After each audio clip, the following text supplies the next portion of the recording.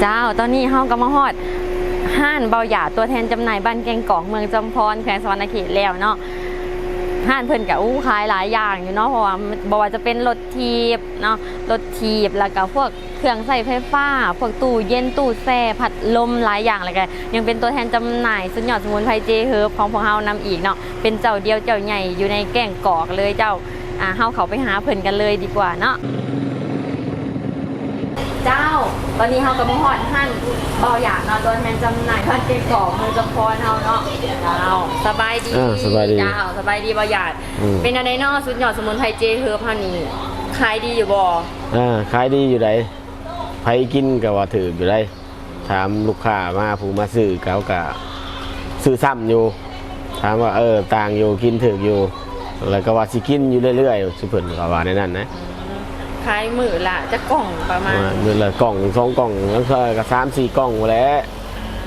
ได้ขายหลายอยู่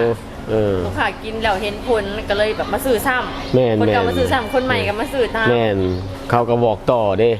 บอกต่อนำเนาะกับอยากให้เบาหยาดนี่ค่ะฝากถึงลูกค้าที่แบบอยู่ใกล้ๆหรือว่าอยู่เขตเมืองจำพรเนี่ยมาซื้อนี่ฮันเบาหยาดนี่ตั้งอยู่ใส่บอกลูกค้าเลยห้านตั้งอยู่บ้านแกงกอกเมืองจำพรนี่แหละถ้ามาเลยมาตลาดโลดเลยแล่นรถออกมาทางดงกระมืนเนาะ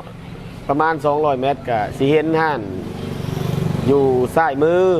ทะเลนออกมาตลาด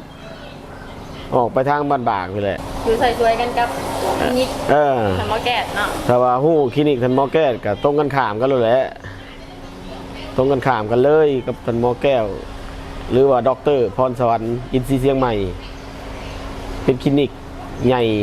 ที่สุดในบ้านแกงกอกเจ้าก็มีแต่นั่นเลยเนาะขายดีผู้ใดที่แบบมีปัญหาเรื่องสุขภาพ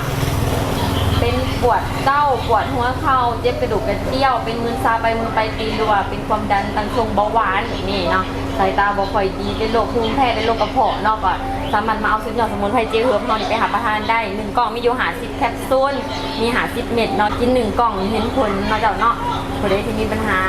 เกี่ยวกับสุขภาพก็อย่าลืมมาเอาไปหาประทานเนาะอยู่ใกล้ไซต์ไปซื้ออยู่หันเราอยู่แถวแกงกอกก็คือได้อยู่หันเบาหยาดเป็นตัวแทนเดียวอยู่ในเมืองจำพรเฮาเลยเจ้านะกระลุกต้นประหยัดซัมนี่เนาะสำหรับมือนี่เนาะนี่ขอข่าวไว้มือนี่ก่อนสำหรับมือนี่จะขอกลับมาสบายดีเจ้าสบายดี